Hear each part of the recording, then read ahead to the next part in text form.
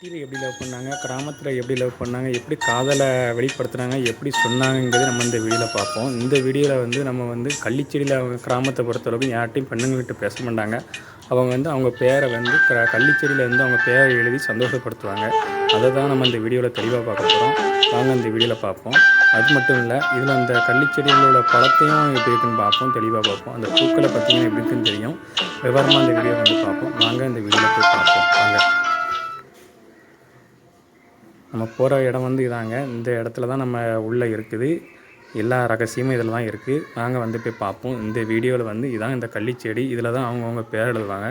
அது மட்டும் இல்லை, இதில் இன்னொரு கள்ளிச்செடி உண்டு. அந்த கள்ளிச்செடியில் தான் பேர் வந்து எழுதுவாங்க. இதுலேயும் எழுதுவாங்க. அந்த கள்ளிச்செடியிலையும் பேர் எழுதியிருக்கிறது வந்து பார்ப்போம் இந்த வீடியோவில் வந்து. அது மட்டும் இல்லை, இன்னொரு கள்ளிச்செடி உண்டு. முள்ளாக ஒன்று இருக்கும். அந்த மரத்தை பார்ப்போம். இதில் ஒரு பூக்கள் உண்டு. இந்த பூக்களில் வந்து இந்த பழத்தை வந்து சாப்பிடலான்னு சொல்கிறாங்க. அந்த பழத்தையும் நம்ம எப்படி இருக்குன்னு பார்ப்போம். இப்போ வந்து பூக்கள் தான் பூத்துருக்கு தவிர நம்ம வந்து அதை பார்க்கல. அந்த இன்னொரு கள்ளிச்செடின்னு சொல்லி பார்த்தீங்களா, அந்த கள்ளிச்செடியில் அவங்கவுங்க காதல் இதை பார்ப்போம். எப்படி எழுதியிருக்காங்கன்னு பார்ப்போம். அதில் வந்து பேர் வந்து அந்த வீடியோவில் தான் நம்ம வந்து ஃபுல்லாக பார்க்க போகிறோம். இங்கே தான் அந்த காதலை வந்து வெளியிட்டிருக்காங்க. கிராமத்தில் வந்து இப்போதான் காதலை வந்து பர்பஸ் பண்ணுவாங்க. அதான் வந்து நேருக்கு வந்து சொல்ல மாட்டாங்க. அவங்க வந்து இதை எழுதி வச்சுட்டு வந்து அவங்க வந்து யாரும் சொன்னாங்கன்னா அந்த பேர் எடுத்துன்னு போய் பார்த்த உடனே அவங்க மனசில் அந்த காதலை ஏற்றுக்கிடுவாங்களா ஏற்றுக்கிடலையாங்கிறது அந்த கள்ளிச்செடியிலேயே தெரிஞ்சுக்கிடும். அது மட்டும் இல்லை, அந்த பூக்கள் வந்து பூவையும் பார்த்துக்கிடுவோம். அந்த பூ வந்து இப்படி தான் இருக்கும் அந்த கள்ளிச்செடியில்.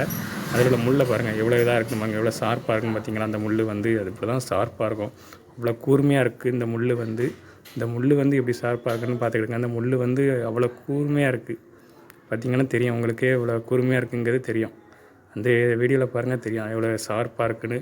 ஆனால் கையில் காலை குத்திச்சுன்னா அவ்வளோதான். நெக்ஸ்ட்டு அடுத்த வீடியோவில் பார்ப்போம். இந்த பூ வந்து இந்த பூக்கள் வந்து இந்த செடியில் தான் பூக்கும். அது அந்த முள்ளுக்கு இடையில தான் அந்த பூ பூக்கும். அது மட்டும் இல்லை, மற்ற இது பார்த்திங்கன்னா அவ்வளோ இதாக தெரியும்.